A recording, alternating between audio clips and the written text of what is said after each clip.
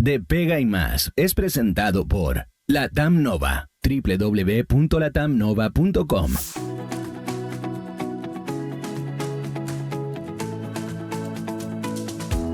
¿Cómo están, amigas y amigos? Un gusto saludarles una vez más, una semana más junto a ustedes, hablando de lo que nos interesa, de la pega. Sean todos bienvenidos a De Pega y Más, porque ustedes ya saben, un país unido por la pega es un país mucho mejor. Esta semana ha estado con varias noticias bien interesantes en el tema laboral. Lo primero, revisando la tasa de desempleo. Bajó muy poco, pero bajó. Aún así, estaríamos en 8,6% en términos generales y las mujeres en 9%, siendo una cifra muy alta que de verdad es preocupante. Las personas ocupadas en 12 meses creció un 1,3%. Son cifras bajitas, son cifras muy acotadas, pero pueden marcar quizás una tendencia. Y la informalidad decreció un 0,4%, llegando a un 26%, cifras que claramente son desafiantes para un país como Chile. Tenemos que mejorar, tenemos que desarrollar un empleo de calidad y alejarnos de la informalidad. ¿Qué otras cosas interesantes pasaron esta semana? Bueno, hay un aviso, un anuncio del ministro Nicolás Grau respecto de la posibilidad de que este gobierno anuncie un cambio legal en torno al empleo público.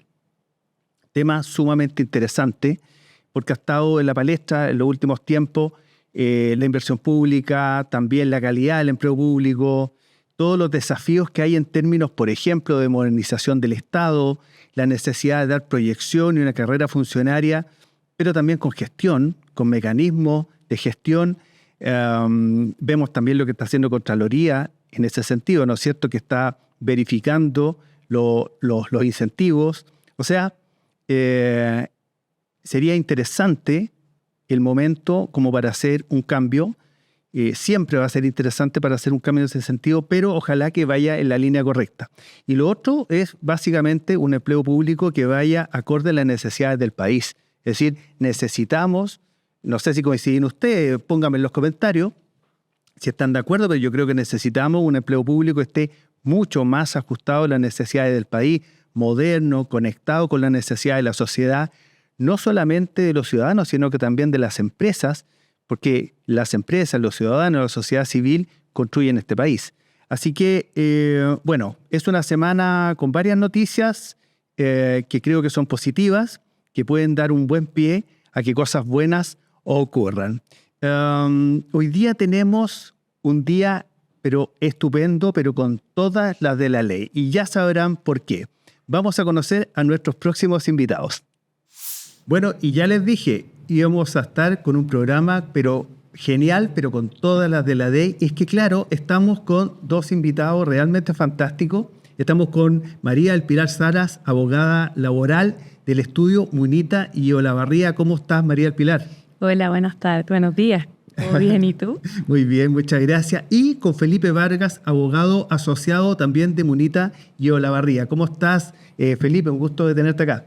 Buenos días, Alberto. Muchas gracias por la invitación. No, gracias a ambos, porque vamos a hablar de un tema que ha estado en la palestra pública, el tema de las licencias médicas, que es, yo creo, un temazo. No sé si cómo lo ven ustedes ya de una perspectiva más técnica. Abro el debate.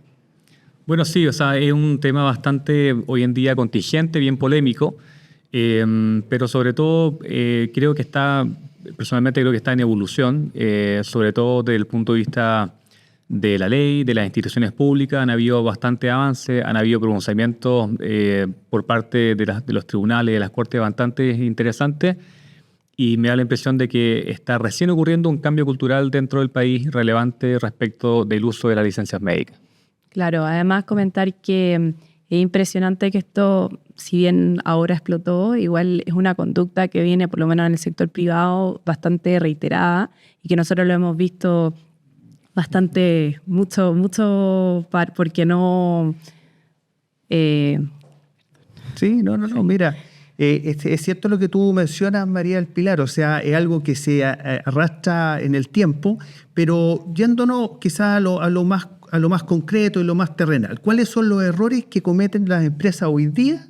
Y una pregunta abierta, que cometen las empresas hoy día en el ámbito de las licencias médicas. Porque aquí no solamente hay gente que quiere con dolo, ¿no es cierto?, hacer algo, pero también pueden haber errores o desconocimiento. ¿Cuáles son los errores más comunes que cometen las empresas en torno a las licencias médicas? Las empresas, no las personas. Sí, mira, Alberto, yo creo que desde ese punto de vista, del punto de vista de la empresa, al menos desde nuestro punto de vista, lo que hemos podido ver, no existen mayores problemas en la tramitación misma de la licencia médica. Ya, perfecto. Es una cuestión bien hoy en día electrónica. De hecho, la ley establece la ley, la licencia médica electrónica, y por tanto no existe tanta dificultad en la tramitación misma o la gestión misma de la... O sea, temas técnicos no hay.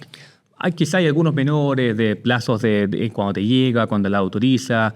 Si el empleador, por ejemplo, no la autoriza, se entiende que la licencia se aprueba, etcétera. Hay pequeñas cosas, pero si tú me preguntas cuál sería el problema quizás que más vemos nosotros desde el punto de vista del empleador, sí, es qué hacemos cuando está ocurriendo la licencia médica. Porque hay una norma que es bastante interesante y que dice que el empleador tiene que respetar rigurosamente el descanso médico, el reposo médico del trabajador. Y en ese sentido, muchas veces los cuestionamientos que vienen por parte de la empresa son bastante prácticos. O sea, por ejemplo, oye, necesito el computador, ¿qué hago con el computador? Porque lo tiene el trabajador que se fue con licencia médica, ¿se lo puedo pedir? ¿No se lo puedo pedir? Necesito el celular, necesito seguir en el fondo con la operación de la empresa. O sea, perfecto. O sea, hay cierto desconocimiento. ¿Cómo entrando en el área chica, Pilar, ahí, cuáles son esas cosas, esa casuística? Porque fíjate que no están viendo los gerentes de recursos humanos y hay que advertirle, ¿no es cierto? Sí. Bueno, ¿qué tips le podríamos dar, Pilar, a los gerentes de recursos humanos? Usted no lo haga. Sí, una temática, como decía Felipe, pasa mucho, lo he visto mucho en asesoría que nos preguntan, por ejemplo, el correo electrónico. Hay veces que uno tiene contacto con un cliente, etcétera, la persona se va a licencia médica y yo, ¿qué hago si a esa persona le mandan un correo y yo no sé qué correo le mandó? Claro. Entonces, lo que nosotros generalmente asesoramos es que de repente, cuando se va en licencia médica, hay una aplicación en el fondo donde el correo se remita a otra persona. Y la propuesta más grande para nosotros es que no haya un contacto con el trabajador. Que no haya contacto. No haya contacto con el trabajador porque se tiene que respetar el reposo médico. ¿Qué otro, aparte de ese contacto por correo, qué otras cosas así como bien comunes? Y perdone que lo lleve quizás al tema ya más pedestre, pero son justamente ahí quizás donde se cometen mayores errores. El contacto con el trabajador es uno. ¿Qué otro más podría ser en el caso de las licencias médicas? Bueno, yo creo que también, no nos ha pasado tanto, pero igual yo lo he visto con otras empresas que se niegan de repente a aceptar la licencia. De repente puede pasar.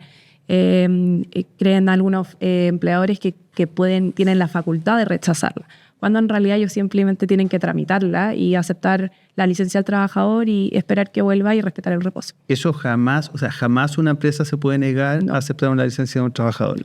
Bueno, ya lo tienen claras, amigas y amigos. Esas son quizás los errores que pueden cometer las empresas. ¿Y qué errores pueden cometer los trabajadores? Alguien que, ¿no es cierto?, toma una licencia médica y, bueno, ahí...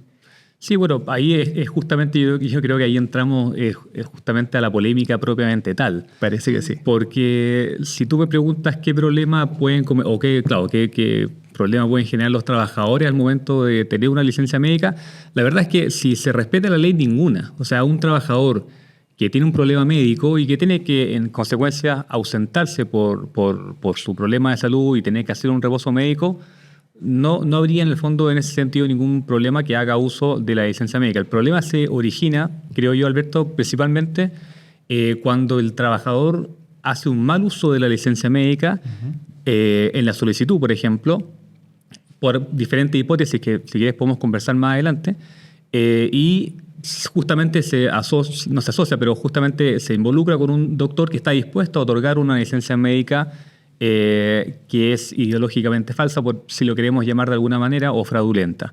Ahí sí entramos en grandes problemas ya de fondo respecto a la utilización de licencia médica. Pues es un delito, ¿no? Es un delito, Es un efectivamente. delito. Claro, ¿Y a sí, qué está se penado. expone una persona? No sé si quizás existen casos, alguna jurisprudencia en ese sentido. ¿A qué se expone una persona que comete ese delito?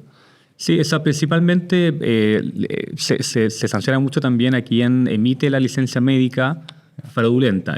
Mayormente las sanciones apuntan principalmente a esas personas que están autorizadas para emitir estas licencias médicas, pero las entregan falsamente. Y ahí tienes diferentes sanciones, o sea, tienes no solamente delitos contemplados por el Código Penal, sino que también tienes sanciones administrativas, multas a beneficio fiscal, suspensiones de poder entregar licencias médicas, incluso suspensiones de largo tiempo. Y también, claro, ya si nos vamos a un punto penal, hay efectivamente reclusiones menores, de menor tiempo en el fondo, y también multas. Para el médico, para el doctor. Claro. Sí, para el médico. Que midió.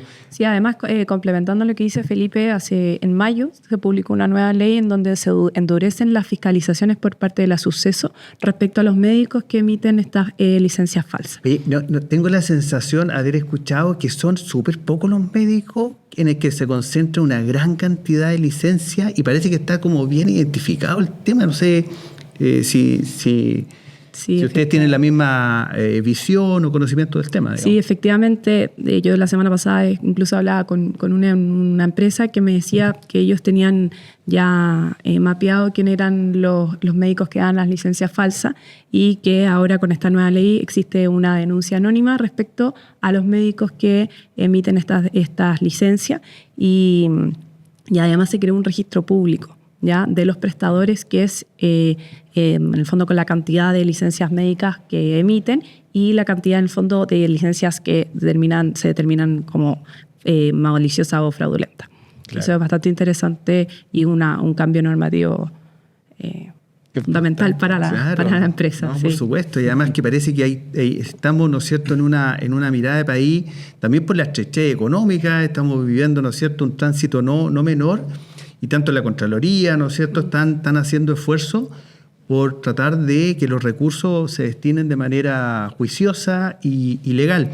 Eso es cuando el trabajador, ¿no es cierto?, hace un uso malicioso, ¿no es cierto? Exacto. Estoy con abogado. Si cometo un error ahí lingüístico, ustedes me dicen, por favor. Pero cuando el trabajador no sabe, ¿cuáles son los desconocimientos que tienen los trabajadores? Yo sé que Monita y Olavarría es un estudio, ¿no es cierto?, que asesora a las empresas, ¿no es cierto? Pero mirando desde el punto de vista del trabajador, ¿cuáles son los desconocimientos que muchas veces tienen los trabajadores y que hace que muchas veces el proceso se entrampe o no funcione bien? Yo creo que es particularmente cuando presentan tardíamente la licencia médica. Ahora existe un sistema electrónico en donde el médico emite la licencia y se envía al empleador, pero hay veces que es el cargo del trabajador presentarla. Entonces nosotros lo hemos visto mucho en juicios, por ejemplo, el tema de las licencias retroactivas, ¿ya? Que es en el fondo esta licencia que se emite que tiene un efecto para antes, en el fondo. Yo hoy día... hacia atrás. 30, claro, hacia Perfecto. atrás. El día 30, en el fondo, faltó a trabajar y el día 1 o 2 el 5, por ejemplo, de octubre, claro, yo presento al empleador una licencia que viene de 30. Perfecto. Y creo que ese ha sido uno de los problemas más que hemos visto más en el tema de las empresas y que los trabajadores en el fondo cometen el error. Y eso es algo que el trabajador, si lo sabe, bueno, entonces lo gestiona, hoy día lo tiene que gestionar, ¿no es cierto?, de manera inmediata. O sea, ¿hay algún periodo en el cual, si me dan la licencia hoy día, por ejemplo, tengo que presentarlo hoy día mismo en mi empleador? Son 2 días hábiles. 2 días hábiles. Para privado 2 días, para público 3 días. Sí. Claro, ahí el tema, como dice Pilar, efectivamente es importante que el trabajador no se confíe también de que el sistema funciona perfectamente, es un sistema en línea, etcétera. El doctor también se preocupa de hacerlo correctamente, pero efectivamente han habido casos en donde existe algún error en la entrega, por ejemplo, por parte del doctor o la institución de salud respecto de la licencia médica hacia el empleador. Y, bueno, probablemente saben los auditores que existe el despido por inasistencia.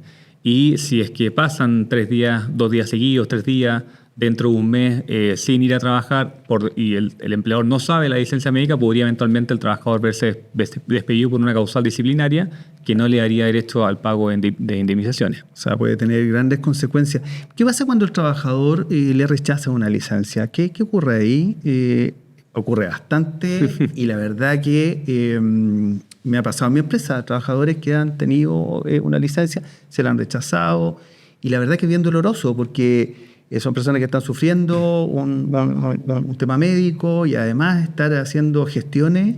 ¿Qué pasa con eso? ¿Se están habiendo mejora en esa línea o no? Mira, yo creo que primero, antes de todo, es importante repasar cuáles son los dos efectos de una licencia médica. ¿Ya? En primer lugar, la licencia lo que da es un subsidio, en regla general, para el trabajador, en el fondo, para que él pueda tener su descanso médico sin preocuparse de, en el fondo, de llegar a fin de mes, por ejemplo. Perfecto. ¿Ya? Y el segundo es esta autorización a una ausencia, en el fondo, a prestar servicios a su empresa. ¿Ya?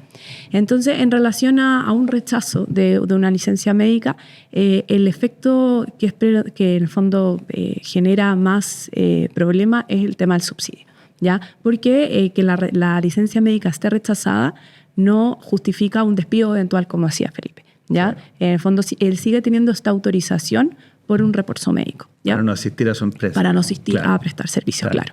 Pero por otro lado, en el fondo, y el mayor problema es este tema del subsidio médico, pero el trabajador tiene bastantes herramientas para poder apelar a esta decisión, ¿ya? En primer lugar, tiene un plazo de 5 días hábiles si es FONASA y 15 días si es ISAPRE, ¿ya? Para presentar ante el COMPIN un recurso de reposición, ¿ya? Luego, en el caso de rechazo, nuevamente tiene un plazo de 15 días, si no me equivoco, para presentar ante el COMPIN una apelación.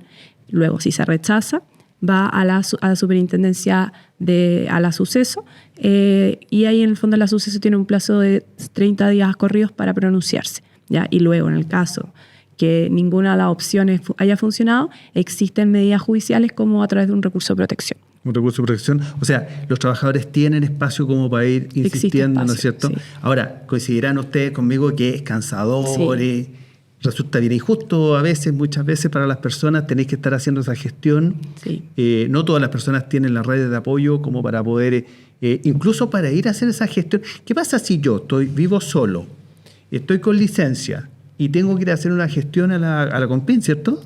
Pero se puede hacer online. Sí. ¿Se puede hacer online? Sí, ya. Efectivamente, claro, es dificultoso, es engorroso, son muchas las instituciones, son varias las instituciones que están relacionadas, está FONASA, está ISAPRE, entonces efectivamente de repente uno se puede perder como ciudadano en el rechazo de una licencia médica, pero como bien dice Pilar, efectivamente existen muchos mecanismos para que el beneficiario en el fondo de la licencia médica pueda finalmente impugnar el rechazo de una licencia médica en las diferentes instituciones de salud que existen.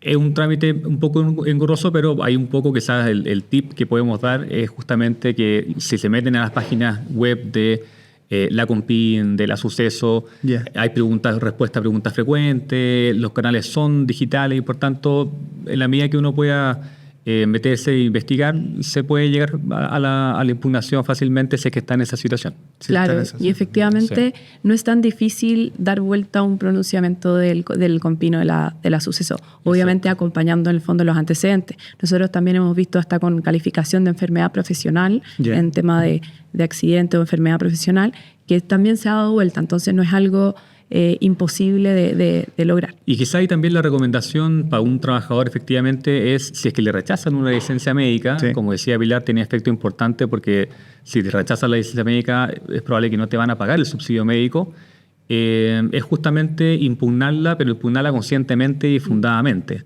O sea, en la medida que tú tengas un respaldo médico que avale tu enfermedad y que en consecuencia avale un reposo médico, lo lógico es que la institución, la COMPIN, la Suceso, justamente autoricen la licencia médica y no la rechacen. O sea, no estamos hablando acá de una cuestión jurídica o de una cuestión técnicamente difícil, sino que es justamente acreditar que tú tienes un problema de salud que debiera ameritar tu ausencia al trabajo y, por supuesto, con el pago del subsidio, que es lo que establece la ley.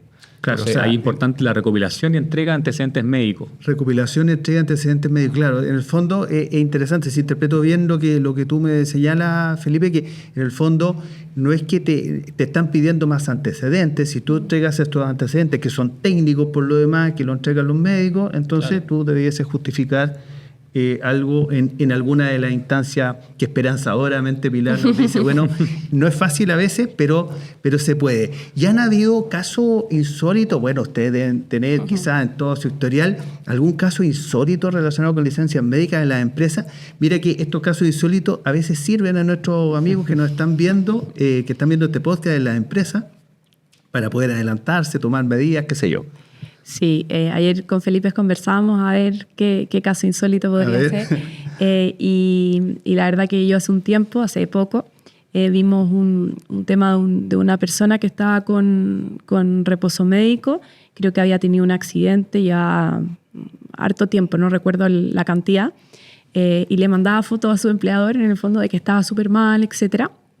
Y en el fondo, como fue harto tiempo, de repente estaba la jefa viendo Pasapalabra y lo ve caminando.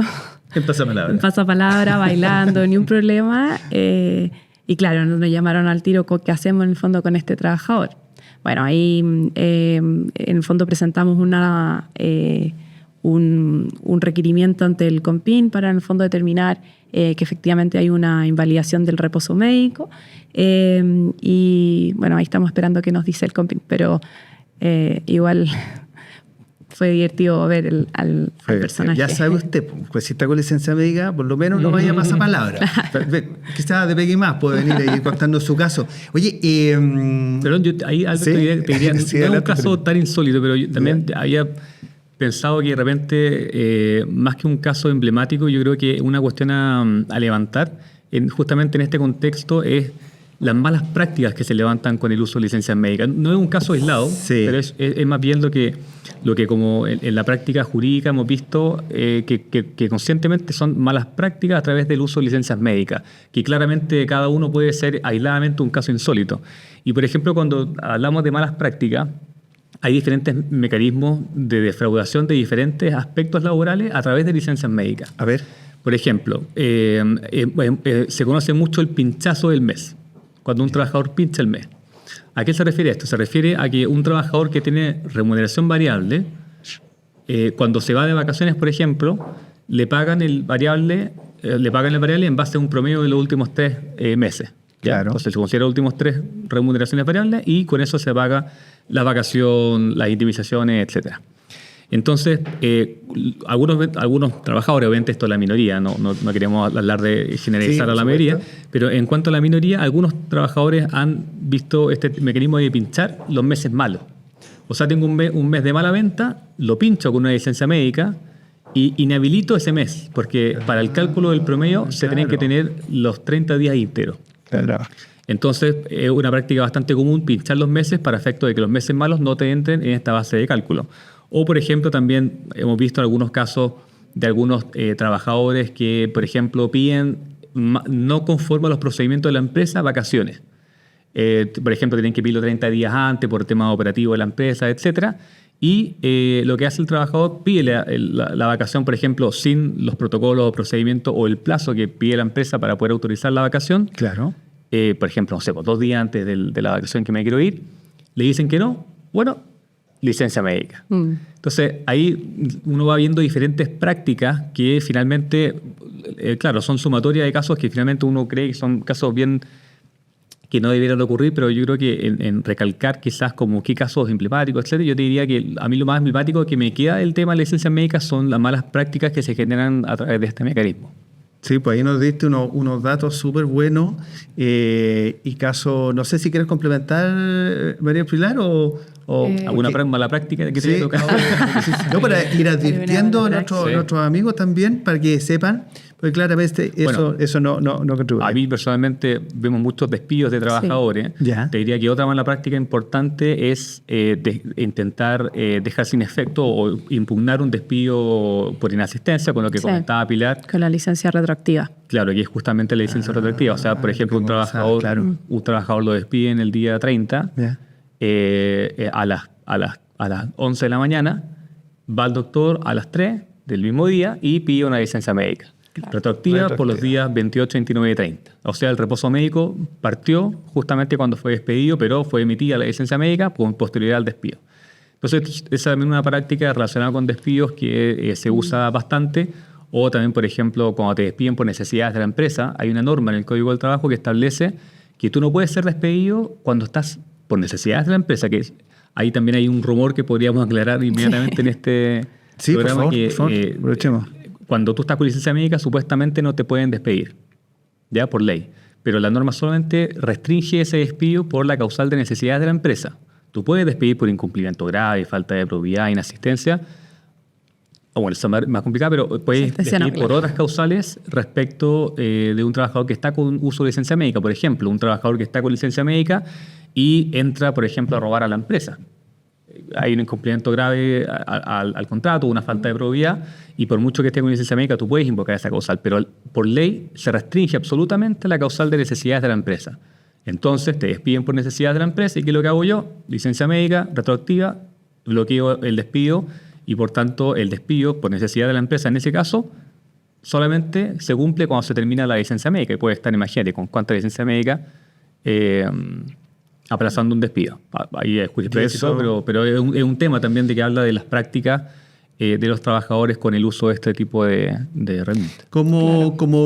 Quizás como conclusión final, ¿qué tan grave es el problema en la licencia médica que se ha destapado este último tiempo en Chile? ¿Cómo lo ven ustedes? ¿Cuál es la visión que tienen desde el estudio Munita y Olavarría? Sí, yo encuentro que es gravísimo todo lo que ha pasado, pero como decía al principio, es algo que viene pasando hace mucho tiempo. Ya ahora se destapó en el sector público, pero por lo menos nosotros que lo hemos visto asesorando a empresas, es un temazo de todos los años en el fondo.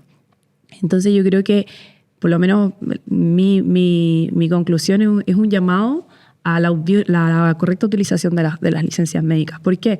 Porque es un tremendo beneficio. Es un tremendo beneficio que se respete en el fondo nuestro reposo, que podamos en el fondo poder trabajar tranquilamente y poder descansar o poder en el fondo sanar en el fondo la enfermedad o cualquier cosa que tengamos en el fondo. Entonces yo creo que es importante tomarle el peso a este tipo de situaciones, ¿ya? Ese es por lo menos mi conclusión. Totalmente.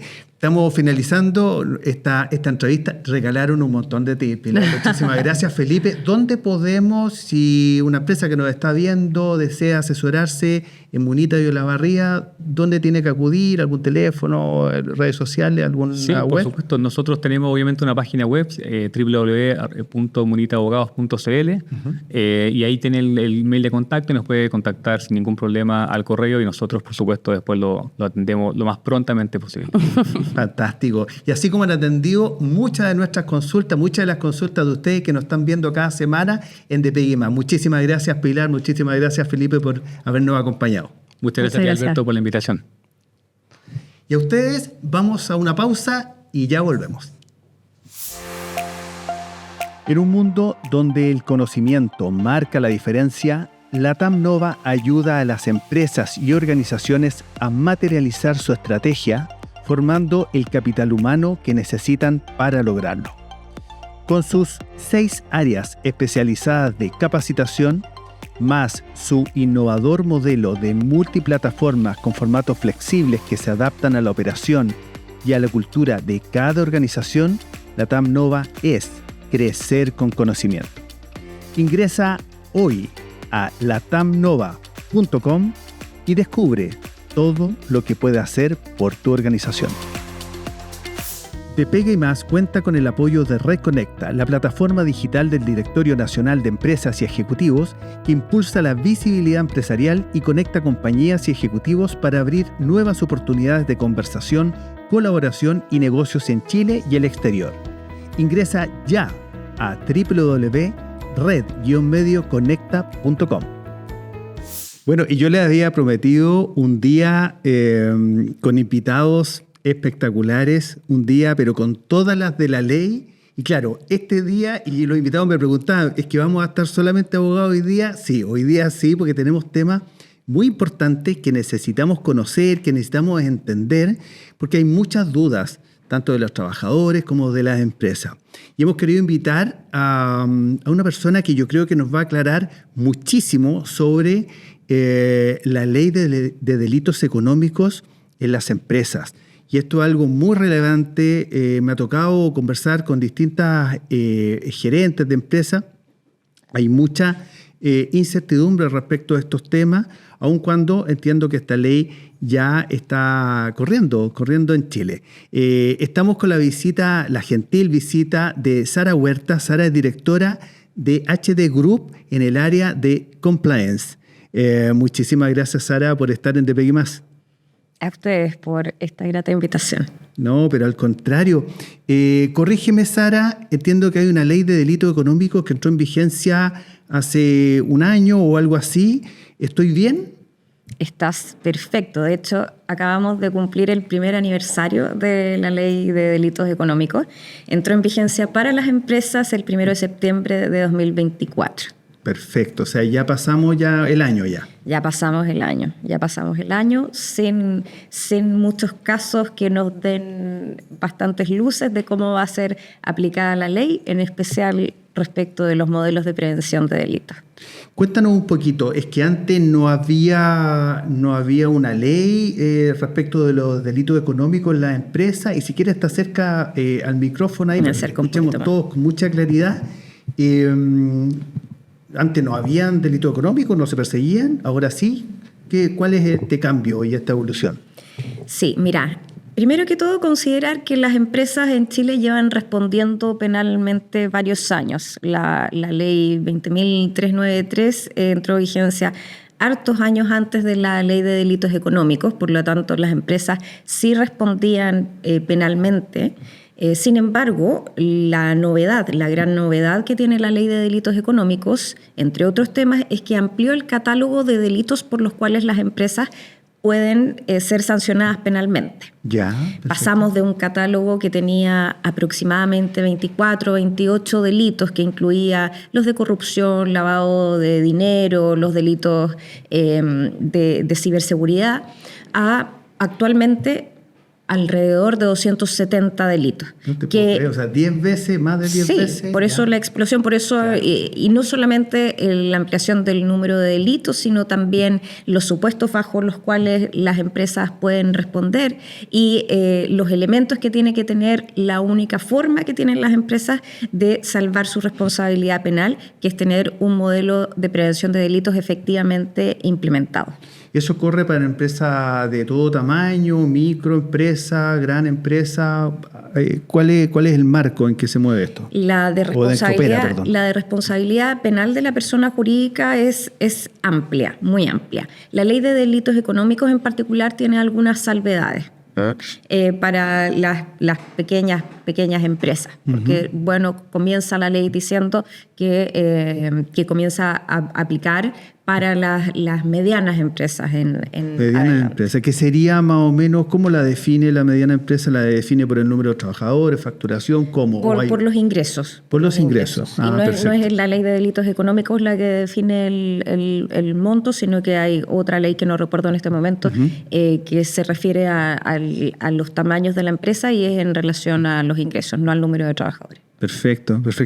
Muchas veces, por la práctica en nuestra consultora, en la TAMNOVA, me toca mucho conversar con gerentes de recursos humanos. Y esta ley pareciera, la ley de compliance, está más situada en el área legal de las compañías. ¿Qué tanto sabe o qué tan empapada de esta ley está el área de recursos humanos, que yo creo que debiese ser o tener un rol preponderante en este sentido? ¿Cuál es la experiencia de HD Group, del área de compliance, justamente en este tema? ¿Cómo lo ves tú? ¿Cuál es tu visión respecto del empoderamiento del área de recursos humanos? Mira, creo que yo te diría que muchos de nuestros clientes son áreas de recursos humanos. Principalmente porque apoyamos también en las investigaciones internas en temas de compliance o de cumplimiento laboral también. Ujú. Y desde ese punto de vista, bueno, para recursos humanos y para las áreas de compliance, de riesgo, es crucial el tener un apoyo externo que les pueda ir brindando algunas guías de cuáles son los parámetros a utilizar, o simplemente que puedan brindar una opinión no sesgada e independiente de lo que dentro de la empresa está ocurriendo. Las áreas de cumplimiento son cruciales para hacer la bajada cultural dentro de la organización. Creo que aún más relevante que las áreas de cumplimiento son los directivos, es el directorio y el C-level, la primera línea ejecutiva. Son esos grupos de decisión que ven la mirada estratégica de la compañía, los primeros que tienen que estar convencidos de la relevancia del compliance en la organización. No solamente por el no vayamos a cometer un delito y la sanción penal, que además con la ley de delitos económicos es mucho más dura la sanción. Perfecto. Sino también por lo reputacional y por el daño que efectivamente le causas a la sociedad. Hace un rato me preguntaste por los delitos. Sí. Los delitos son nuevos en cuanto a la aplicación penal de la empresa, pero son delitos que en su mayoría ya existían antes de la ley de delitos económicos. ¿Ya? La única innovación de creación de delitos en términos generales, o si uno los abarca por grupos, son los delitos ambientales, que antes eran solamente sancionados administrativamente y actualmente ya suben de categoría a algo penal. Para hacerlo lo más asible, hagamos un poquito de ficción. ¿Qué sería un delito de este tipo en el ámbito ambiental, por ejemplo? Uno, por ejemplo, es el no contar con los permisos para poder edificar o levantar tu proyecto, un permiso ambiental, la RCA, la llamada RCA. Sin RCA, tú no puedes operar, crear y desarrollar tu proyecto. Entonces, si tú en la etapa de solicitud mientes en los antecedentes o no gestionas tu permiso, entonces eso se considera como un delito y está dentro de los delitos ambientales, pero dentro de más allá de los ambientales es un delito económico. Perfecto. Y antes no era considerado en esa categoría, ¿no? No, antes no tenía una sanción penal, que es muy relevante, porque antes a lo más era una multa la que te podía imponer la autoridad correspondiente. Claro. Ahora pasa a tribunales, es otro poder del Estado el que se hace cargo de sancionar.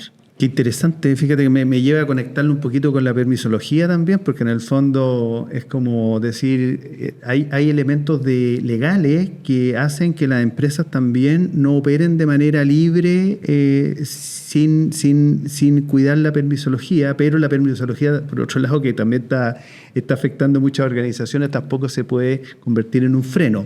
Y la ley ahí en el fondo nos da una pista concreta para guiar el accionar de los directivos.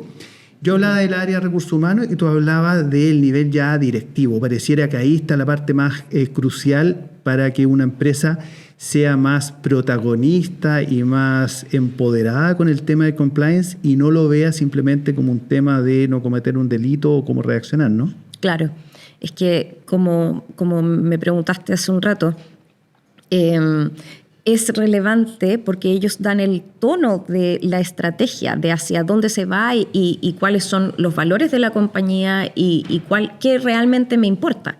Y como, por ejemplo, son ellos los que tienen que establecer los incentivos generales de sus ejecutivos, si para ellos este tema no es importante, entonces no podemos esperar que para el resto de la organización sea algo que esté en el ADN de la empresa. Sara, y tomando la experiencia de HD Group en el área compliance, ¿cuáles son los errores o las cosas que tú has visto o las prácticas que tú has visto que son más nocivas para el cascadeo justamente de esta visión más, ¿cómo te dijera yo?, más sustentable del compliance en la empresa.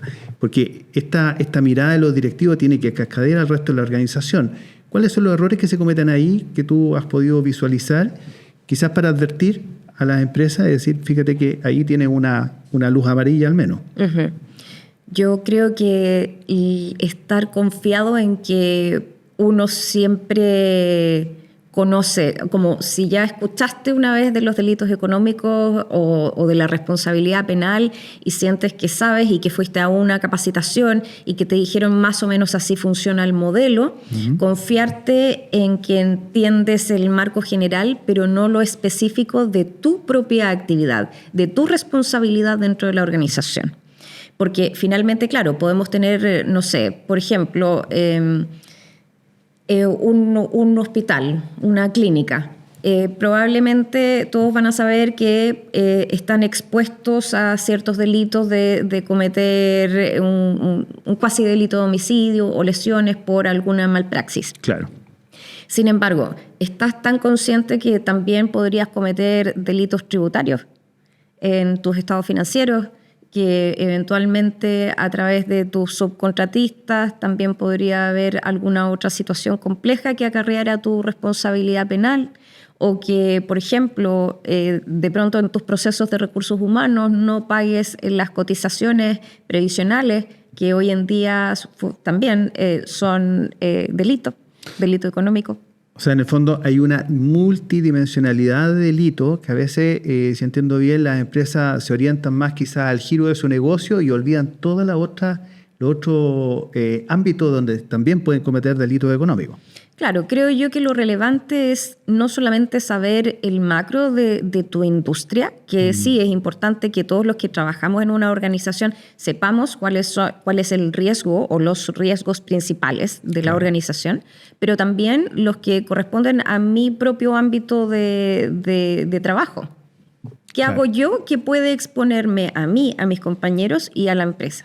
Y ese debiese ser, y ese es el rol, y te pregunto, ¿y ese es el rol de la área compliance en las empresas? O sea, si hay un responsable dentro de la compañía o un área responsable, debiese mapear todos esos riesgos, ¿no? Actualmente la ley señala que puede haber uno o más sujetos responsables. Yeah. Un sujeto responsable no es más que lo que hablamos actualmente de oficial de cumplimiento, encargado de prevención de delitos, el gerente o la gerente de cumplimiento.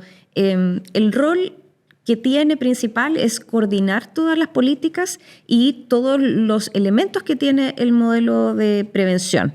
Sí es un principal gestor, pero la responsabilidad de ejecutar los controles que mitigan el riesgo al que estamos expuestos, ese es puntual de cada área de negocio y de la función que estés cumpliendo que pone a la empresa en un lugar de exposición. Claro, su rol es más coordinador, gestor, impulsor, ¿no es cierto? Pero no es el responsable último del tema. ¿Quién tiene la responsabilidad o quién tiene la responsabilidad penal cuando una empresa comete un delito? ¿El gerente general, el directorio? ¿Quién? Primero que nada, y es importante que todos lo tengamos claro, el que comete el delito. La persona que comete el delito es responsable por haber cometido el delito. Lo que pasa es que la ley dice, bueno, si usted está dentro de una organización con ciertos supuestos, entonces además es responsable la persona jurídica, la empresa. Pero el principal responsable es el que comete el delito.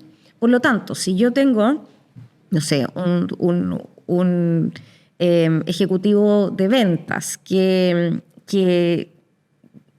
toma una base de datos de clientes que no le corresponde de otra empresa, vaya a saber uno cómo la obtuvo, de manera ilegal, y la empieza a usar, ¿cierto?, para mi empresa, esa persona es la que cometió probablemente el delito, un delito de ciberseguridad, por ejemplo, porque lo obtuvo por medios digitales, electrónicos, tecnológicos más bien.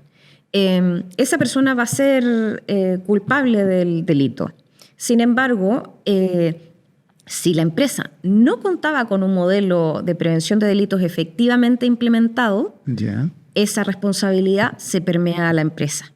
porque en este caso este ejecutivo de ventas usó esa base de datos de clientes para el negocio. Porque, por ejemplo, no sé si es de ISAPRE o de telefonía o de lo que sea que sea el supuesto que estamos hablando, los supuestos para que aplique la responsabilidad penal implican que el acto delictual ocurra en el ámbito de los negocios de la empresa. Entonces, siempre, por ejemplo, yo digo este ejemplo, a fin de año las empresas generalmente hacen una fiesta para los trabajadores, ¿cierto? Y el banquete, por ejemplo, venía contaminado con algo, la gente se intoxica y esa contaminación además eventualmente fue voluntaria, o sea que había dolo, había una intención de cometer, de perpetrar el daño, de generar un daño, exacto. Entonces, en ese caso, el delito no es de la empresa porque no está dentro de su ámbito. Ellos no eran los banqueteros. Era una empresa, no sé, digamos el tema de la clínica o la telefónica o lo que sea. No está dentro del ámbito de su empresa, ¿ya? Ese es uno de los supuestos. Lo segundo es que sea una persona que ejecute, que esté dentro del ámbito de la responsabilidad de la empresa, ¿no? Como, por ejemplo, sus directores, sus ejecutivos, sus trabajadores, pero también aquellos terceros que los asesoran y que gestionan asuntos de la empresa ante terceros, como, por ejemplo, un lobista, un gestor ambiental, abogados. Y también alguna parte de la doctrina considera que la subcontratación. Entonces, que lo que haga la empresa que yo subcontrato también me puede rebotar a mí. Porque por el momento los términos de la ley son bastante amplios. Entonces, claro, están como esas dos corrientes en que puede ser la empresa que yo subcontraté o también estos asesores que gestionan asuntos míos ante terceros. Claro, y es interesante el tema también que menciona de la subcontratación, porque en el fondo hoy día sabemos si esto opera para mediana y grande empresa, la grande empresa, el nivel de subcontratación es enorme. ¿Ah? Sí, por eso nosotros observamos las grandes empresas cómo han fortalecido las cláusulas contractuales de proveedores y también que les están exigiendo cada vez más que ellos mismos tengan sus modelos de prevención de delitos. Totalmente. Bueno, más delitos implica estar atento, implica observar qué pasa con el tema de si un trabajador detecta malas prácticas o prácticas riesgosas y que pueden estar dentro de estos 270 aproximadamente delitos económicos. ¿Qué debe hacer? Ojalá su empresa cuente con un modelo de prevención de delitos. Y si ese modelo está efectivamente implementado, entonces va a tener a su disposición al menos un canal de denuncias disponible donde él o ella pueda informar lo que observó o lo que quizás sospecha que está ocurriendo. La idea es siempre que se usen de manera seria, ¿no? Tampoco es que uno tenga que tener certeza de que se haya cometido el delito. Una sospecha seria es suficiente para activar estos canales.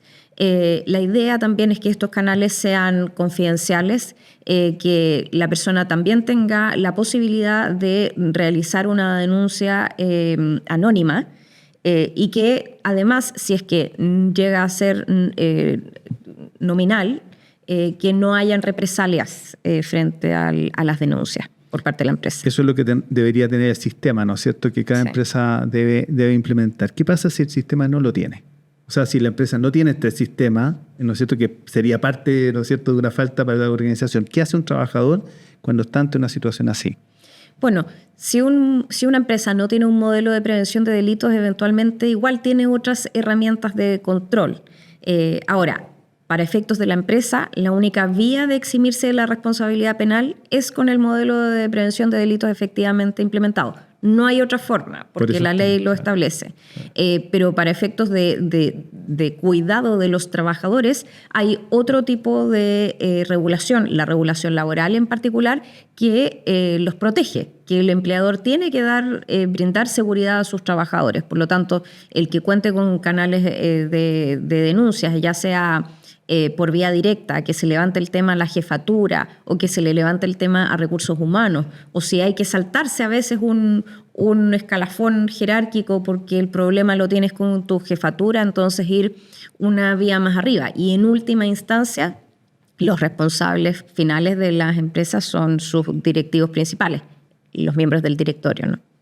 Totalmente. ¿Cuál es el costo reputacional y si podemos ir quizás a casos prácticos, no necesariamente que hayan sido liderados por HD Legal, pero quizás que tú conozcas y que puedan dar cuenta de cómo se está viviendo hoy día en Chile esta ley de delito económico, que nos puedas compartir? ¿Algún caso... ¿Un caso como general de compliance? Sí, un caso quizás que puede permitirle a quienes nos están viendo advertir, ¿no es cierto? Y decir, oye, mira, esto pasó en esta empresa, qué sé yo, sin nombre, ¿no? Obviamente, pero saber cómo opera esta situación hoy día y para advertir justamente a las empresas también a generar esta estructura y a generar estos sistemas. Yo creo que un caso interesante de compliance fallido, por así decirlo, y que fue muy famoso en su momento, es el caso Corpesca, ¿no?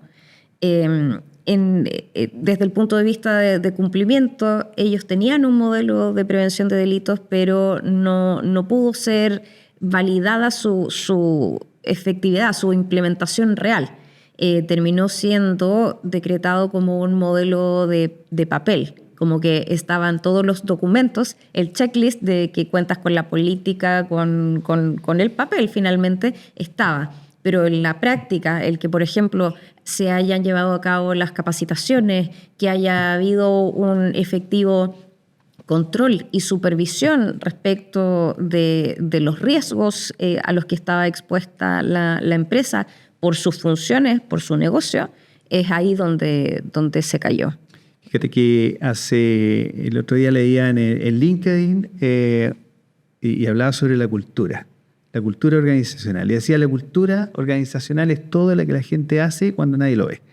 Y me llamó la atención, si lo llevamos al ejemplo que tú mencionas, en Chile las empresas están sujetas a muchas normativas, muchas regulaciones también, y la cultura del check, de la documentación, es algo que está ya súper instalado, pero pareciera que muchas veces se transforma como en un acto casi automático, pero que pierde el sentido.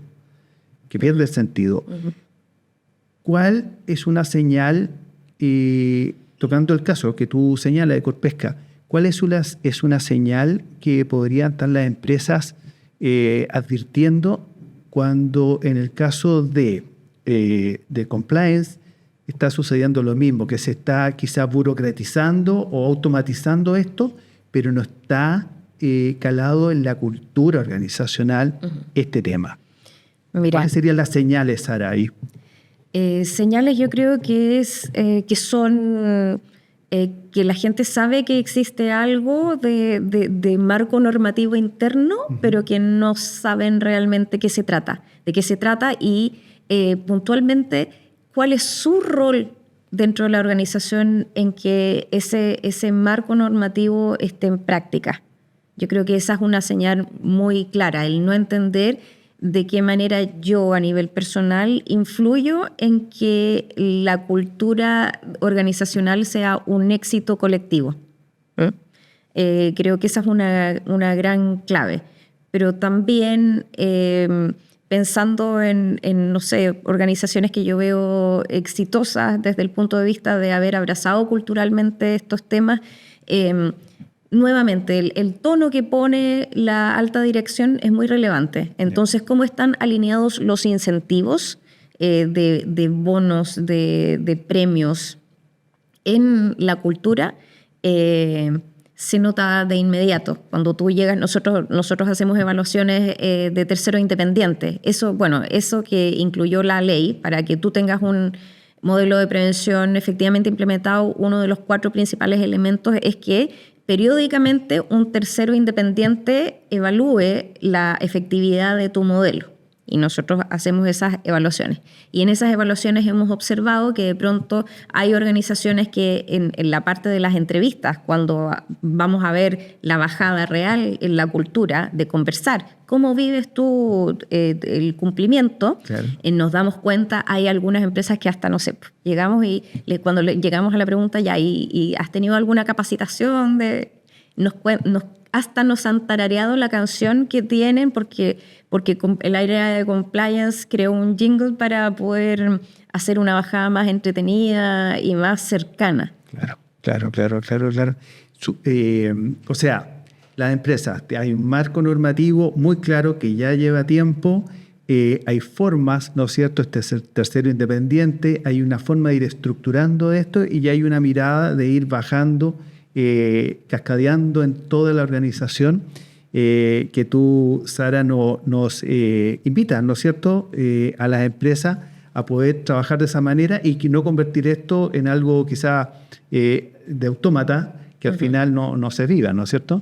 Sí, o sea, yo entiendo a las empresas cómo sufren. Yo vengo mi pasado es ser in-house, es primera vez que yo trabajo en un estudio de abogados, entonces ahí empatizo mucho con el dolor del empresariado en la vorágine de regulación a la que estamos obligados hoy en día, porque no es solo permisología, es también la ley de delitos económicos, es ley del consumidor, es por otro lado los que son sujetos obligados de la unidad de análisis financiero. O sea, hay un montón de modelos de cumplimiento actualmente. O sea, compliance está con todo y se está tomando también las agendas de los directorios. Claro. Pero es relevante y sobre todo pareciera que es relevante en un país que se desarrolla y que, ¿no es cierto?, se abre al mundo y quiere competir a nivel mundial. Sí. ¿Cómo está Chile a nivel mundial en términos de compliance? ¿Tú ves que es un estado desarrollado en ese sentido el Chile y sus empresas? Mira, a nivel al menos latinoamericano, sin duda estamos a la vanguardia. Primero porque Chile culturalmente tiene índices de corrupción más bajos que el resto de Latinoamérica. Pero también porque a raíz de su ingreso a la OCDE y un montón de otras incentivos internacionales y económicos, es necesario que nosotros vayamos elevando nuestros estándares. Para hacer negocios con Estados Unidos y gran parte de Europa, hasta, por ejemplo, cosas que hace 10 años no se escuchaban en Chile, como el compliance de derechos humanos, que tengas un modelo de cumplimiento en ese aspecto. Y claro, ¿qué es lo que asociaba a la gente? Decía, oye, pero si lo asociaba como con izquierda y derecha y sin pensar que en realidad hay un tema de trata de personas, no sé, de sueldo mínimo, de un montón de leyes laborales que tienes que cumplir, que son parte de esos modelos de cumplimiento. Estándares internacionales que nosotros hemos querido abrazar a través también, por ejemplo, la norma de carácter general 461 de la CMF, que te exige, al menos a las empresas que transan valores, a elevar sus estándares y a publicarlos. O sea, también un nivel de transparencia importante que tienen que tener las empresas de cómo hacen ese checklist y lo permean en la cultura organizacional. Totalmente. Con ese llamado a elevar los estándares y a cumplir, ¿no es cierto?, con esta ley de delitos económicos, despedimos a Sara Huerta, directora de HD Group en el área compliance. Muchas gracias, Sara. Y antes de despedirnos, ¿dónde podemos apoyarnos las empresas que quieran apoyarse en todo lo que significa esta ley de delito económico? ¿Dónde te pueden encontrar? ¿Dónde pueden encontrar a tu organización? Nos pueden encontrar en hdgroup.cl o hdcompliance.cl también. Y con este mensaje nos despedimos para otro capítulo en De Pega y Más. Muchísimas gracias.